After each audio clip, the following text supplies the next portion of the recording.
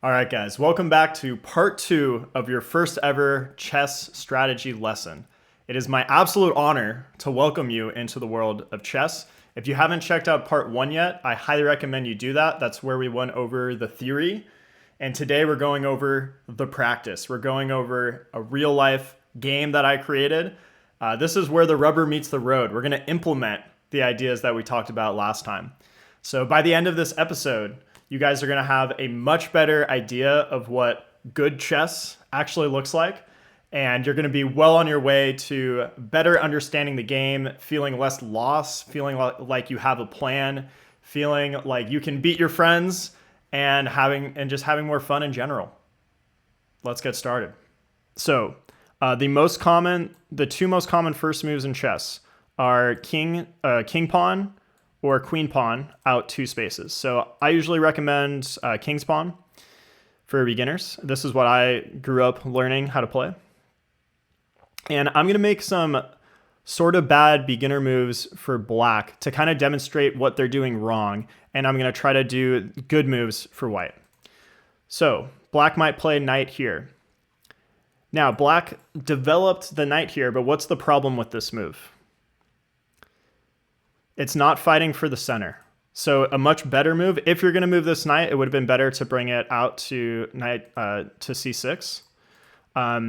So yeah, knight a6 is just a bad move because the knight is on the rim. There's a saying in chess, a knight on the rim is dim. The reason for that saying is because knights are fairly short-range pieces, and if the knight is way over here, it's hard for it to enter the action if stuff starts happening on like this half of the board, for example, right? It's just too far away. So it's much better. It's very important for knights specifically to be centralized because then they're more flexible. You know, they can hop into the action on more squares of the board more easily. Also, literally, the knight has more moves when it's here. So when it's here, it has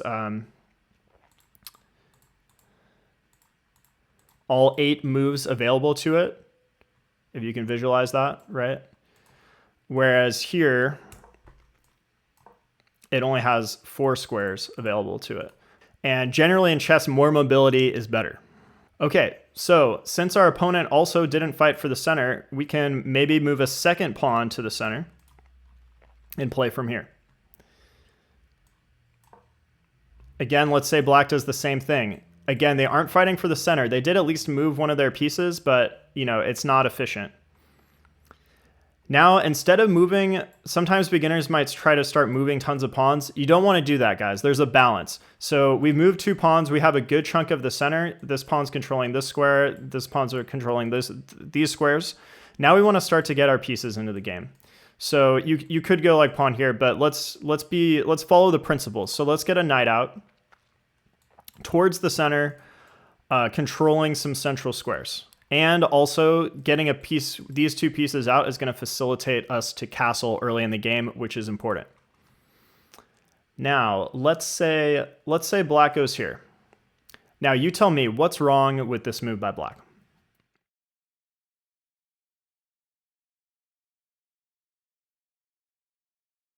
So it's kind of just a nothing move.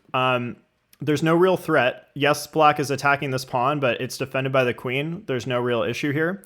Additionally, this violates a sort of secondary rule of the opening, which is that you aren't supposed to move the same piece twice in the opening. What that means is we move this knight here once and then here again. We've moved this knight twice now in this game.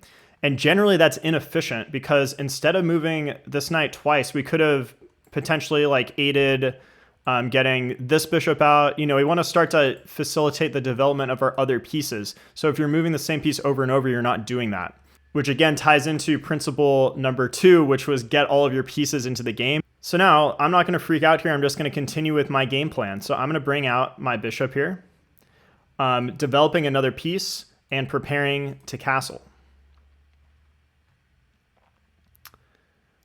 Let's say black plays a6. What's wrong with this move? It's just kind of a nothing move. So it's not fighting for the center. It's not helping us develop the bishops. It's not helping us castle. It's not creating a threat. So again, you got to follow the principles. And now here is white. I think it's a good time to just go ahead and castle early. So yeah, we castle. We've got our pieces developed. We have some good central control. Black has very little development. These knights are not on good squares. And we're in a very good position to continue basically steamrolling them. We're not going to immediately win, even though black is making, inefficient moves. But what's going to happen, and what you guys will see is in, 3 to 4 to 6 moves from now, we're going to start to have a pretty crushing advantage over black. All right, guys, for the rest of this video, I end up throwing a lot of concepts at you. To be honest, the video ended up a little bit more advanced than I intended, but I have to just finish the video series and get it out there. So bear with me. But if you guys have any questions, just comment down below and I'll write you back. And also, I promise that these concepts will make more sense in future episodes as we're able to see more examples. So don't worry, I got you. Let's do this together. I'm here to help. And if you guys have been enjoying the video, don't forget to like and subscribe. And more importantly, if you have any friends who might be interested in chess or who you want to get them interested in chess, maybe you can send them this video series. That's part of the purpose, is I'm really trying to help bridge the gap for people who just know the rules of chess but don't know any strategy, and trying to create like a warm hug into the world of chess strategy and actually having fun and kind of knowing what you're doing, and maybe also beating your friends in the process. All right, back to the video. So let's say black goes b5, attacking our bishop. What would you guys play in this position?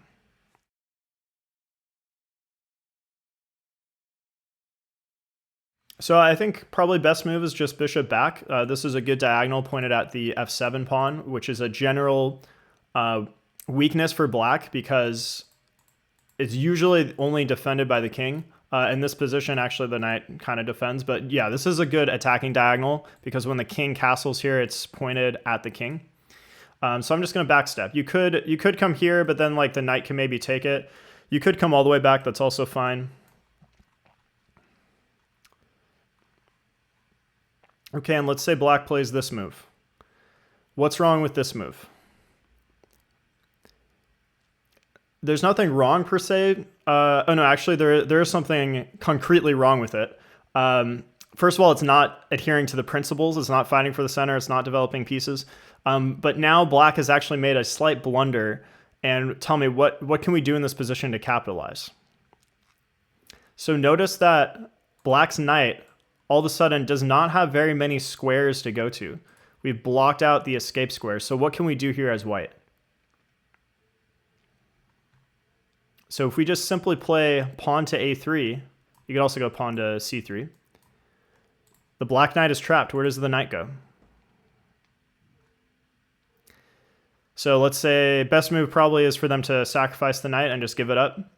And now which way should we capture here? Doesn't matter. Probably doesn't matter too much. I think capturing with the queen is better. So this is something I haven't quite explained yet. But to develop the queen, all that really means is bringing it off the back rank. And that's important because later on we want this back rank to be totally empty except for the rooks. That way the rooks are, we call it connecting the rooks or linking the rooks. That way the rooks are protecting each other, so there's no loose pieces on our back rank. And also that way those rooks can move more freely to get on open files later. So another concept I haven't quite explained, but we also want to get the rooks onto open files. An open file is when there are no pawns on the file. So currently in this game, we don't have that, but we do have what's called a semi-open file, which is this one, because I don't have a pawn here anymore. By the way, files are the vertical columns and ranks are the horizontal rows. So because I don't have a pawn on this file, later on I want to get my rook here, because remember, mobility is good. So if the rook is sitting here, then it has full vision of the board, right? We'll see this more later on. So bringing the queen, capturing with the queen is developing the queen. So it's more efficient than if we brought the bishop back, because now we're moving the bishop again, right? And remember that rule, you don't want to move the same piece twice. So let's capture with the queen. Okay, let's say let's say black plays d6. Now d6 is the first somewhat good move, I would say, by black. And why do I think that? d6 enables this bishop to get out. So finally we've facilitated, they can maybe develop here, for example. So what would you guys play here as white? What are some good options?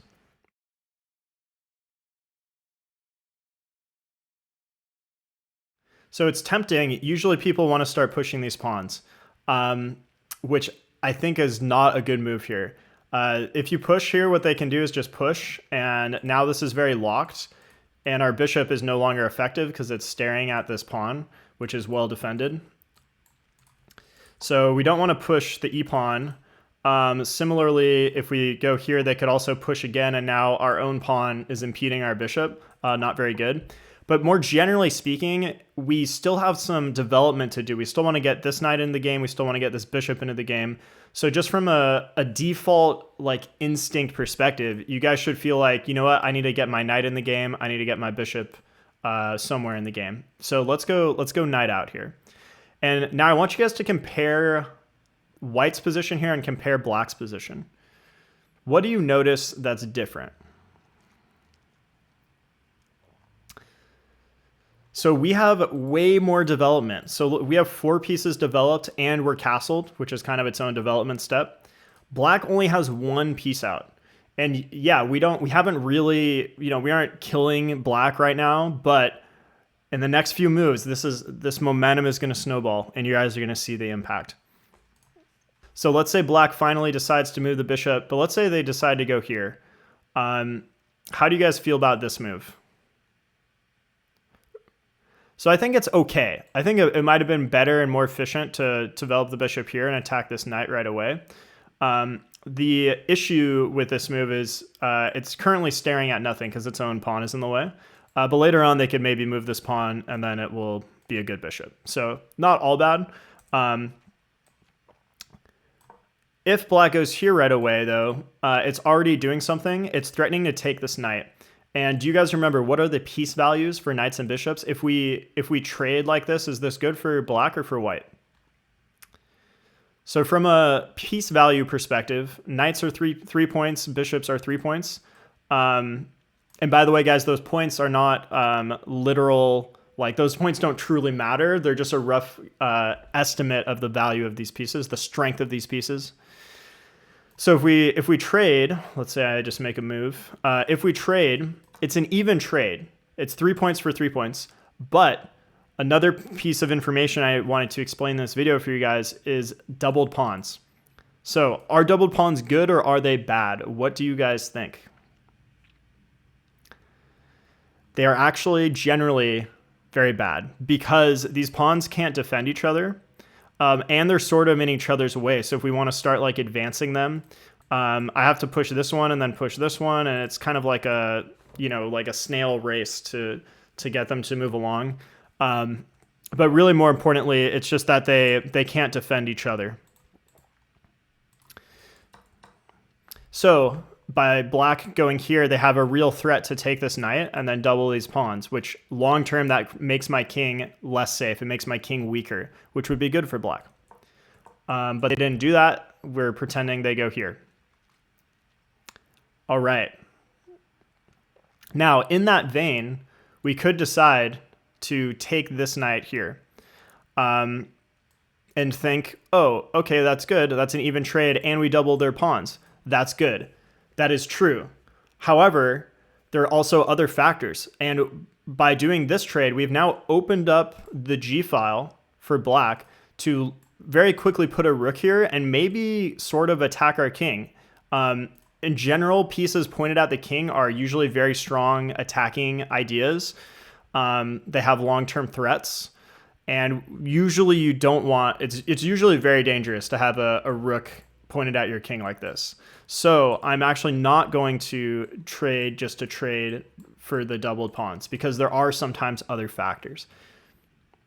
So instead, I'm going to continue my development. So I'm just going to go bishop to f4. Now I almost have complete development. All my pieces are out except for my 2 rooks. Now let's say black decides to start moving some pawns.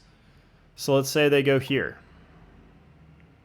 Now it's a little more complicated. What would you guys play here as white?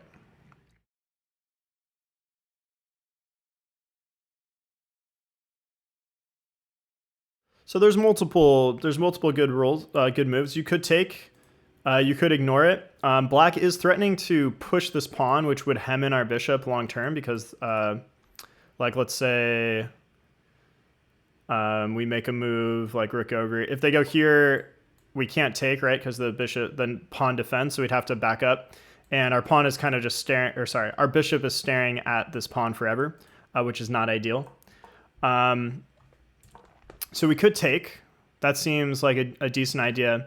But then they recapture, and they still have the same threat. So I think actually, no matter what, they're kind of able to force us off of this diagonal, or force the closing of that diagonal. So let's see, what other options do we have? Okay, I think I decided it's best to take here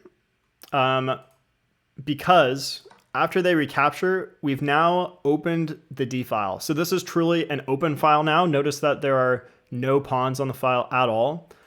So very quickly we can bring one rook or the other to the D file and get what's called a tempo on the black queen, which is basically like a free move because we move our rook here and we attack them and then they have to move and we get to do something else again.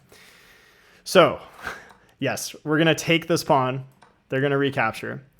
And now, let's see, which rook should we bring to the D file? It might not matter. There are two good arguments here. So you could go, what determines this is where you're going to put the other rook. So if I go rook to the D file, then I would probably bring this one to the C file. That way both of my rooks are seeing the files, right? So the D file is an open file because there are no pawns. The C file is a semi-open file because I don't have any pawns in my way. So I am actually seeing the pawn long term. So yeah, I think this is a really good option. You could also go rook here and then rook here, and then maybe start to push this pawn. So that way we have two central rooks. Both are good. Let's go rook F D1 so that we stay with the themes of developing the rooks to open and semi-open files.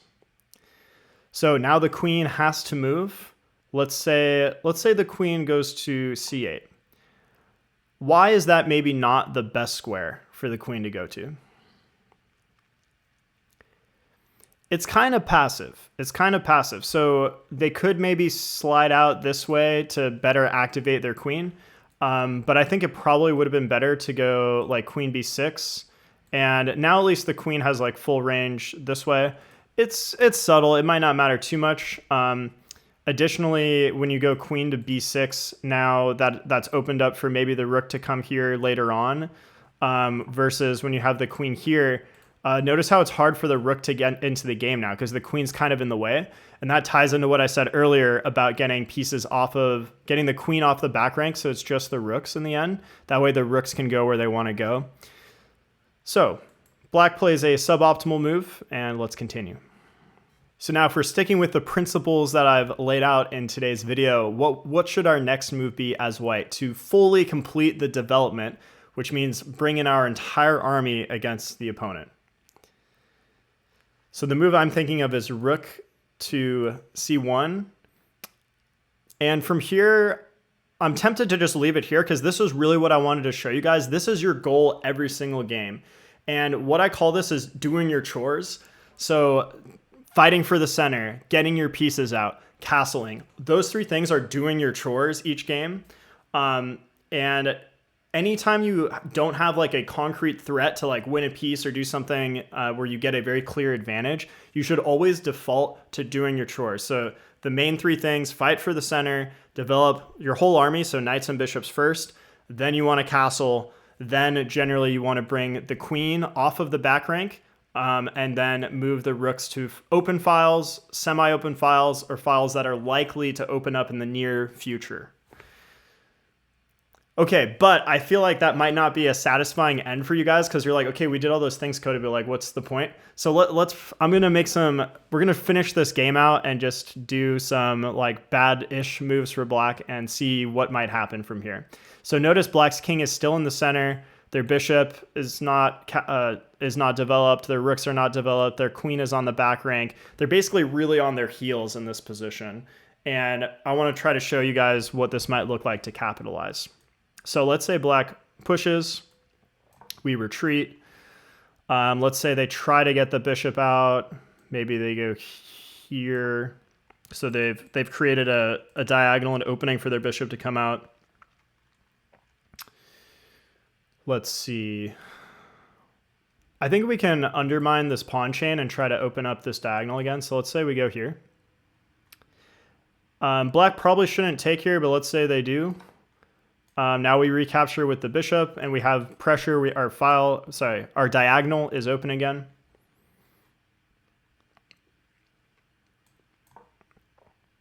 Okay, black's trying to castle now, but you know, there's just like too much pressure and it's just too late. Let's go queen here. Let's say black castles, and question for you guys. Does it now make sense to take this knight? Yes or no? And why? At first, my first instinct was yes, definitely. But then I thought about it a little more and I thought maybe not actually. So this is a teaching moment. So if I take and they recapture, we've weakened their king long term. These pawns are doubled. So therefore they can't protect each other and they're weaker. There's also just more openings to the king now. Now that there's not a shield here in front of the king. The problem is that black's king can sidestep. So like, let's say I just make some moves. Black's king can sidestep, and then they can bring the rook here, which remember, this was what I was worried about earlier in the game. So I think actually, let's not take for now. So let's see, what else can we do?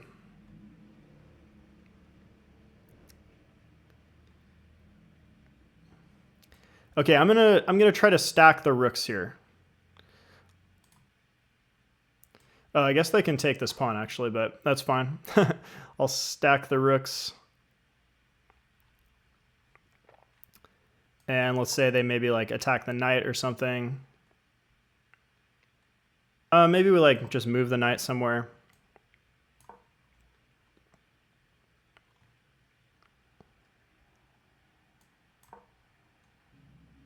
And let's say they make a bad move.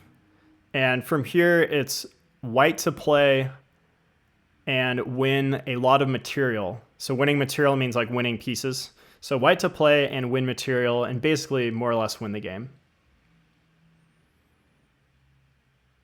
So notice how we have a lot of pressure down this diagonal. Our knight is ready to jump in. We've got rooks ready to jump in and do stuff.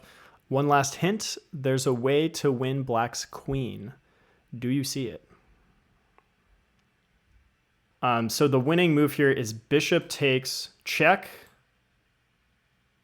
And do you guys see why this is so good? Why is this check so good? So if the king moves, we pick up the queen. Good trade, right? So best move for black. I mean, it probably doesn't matter which way they do it, but if they take, then we just take. And now you can see we are up 8 points of material. Should be a pretty easy win from here. In future videos, I'll try to find or do some games against beginners to kind of show you how you would truly finish out one of these games. It's kind of hard for me to like fake the opponent's moves. So yeah, I think I accomplished what I wanted to in this video. These are the three main things I tell everyone every time I give them their first chess lesson.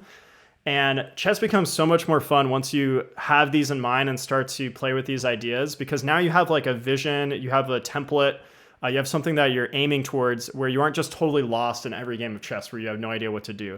So I hope this helps you guys out. Let me know, because I'm probably going to redo this video at some point in the future. Comment down below if you had any questions, anything that could be more clear.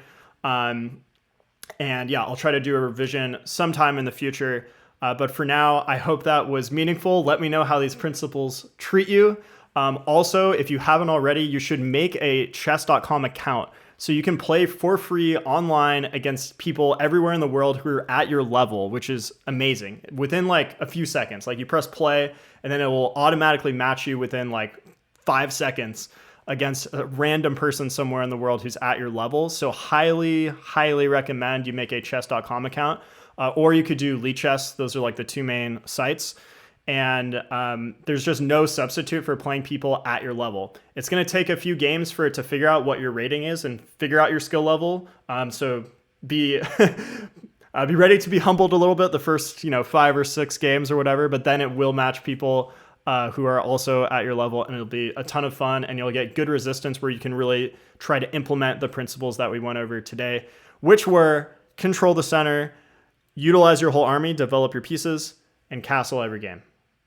So with that, guys, thank you so much. If you enjoyed that, make sure to like and subscribe, and I will see you next time. And check out the next episode in this beginner series, which I will link somewhere on the screen or down in the description.